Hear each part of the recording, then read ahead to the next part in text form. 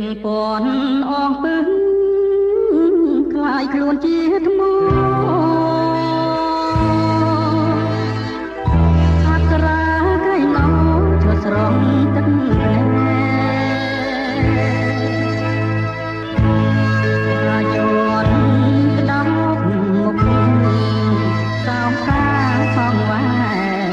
តាទ្រុំយំក្រែទៅបាយលោកប្រាំងព្រះវិរងៀមនាងឯងស្រែកធ្ងោក្រែងក្រែងខ្លាចបដូរឈ្មោះថ្មីដោយកម្ពុជាក្រម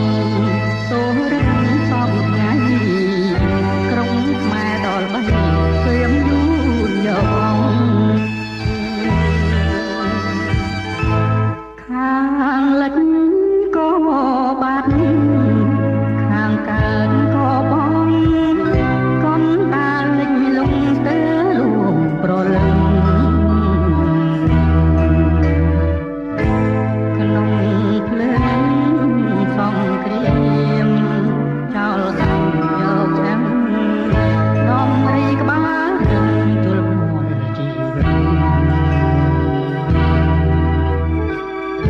ទល់ដែនដាច់ខ្សែខ្មែរស្ទើរដាច់ពូជសៀមយួនកំហូតលួចប្លន់មិនគិតយកស្រីទាំងស្នេហ៍យកប្រាំងទាំងចិត្តថ្ងៃក្រោយដីខ្មែរនៅគុណណា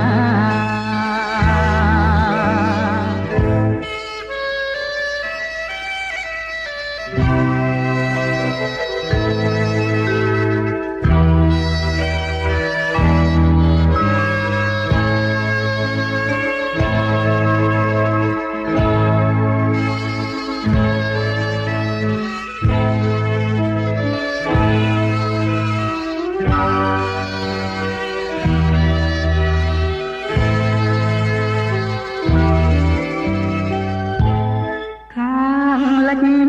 ក៏បាត់ខាងកើតក៏បងកូនតាលិចលងស្ទើលួប្រលឹងក្នុង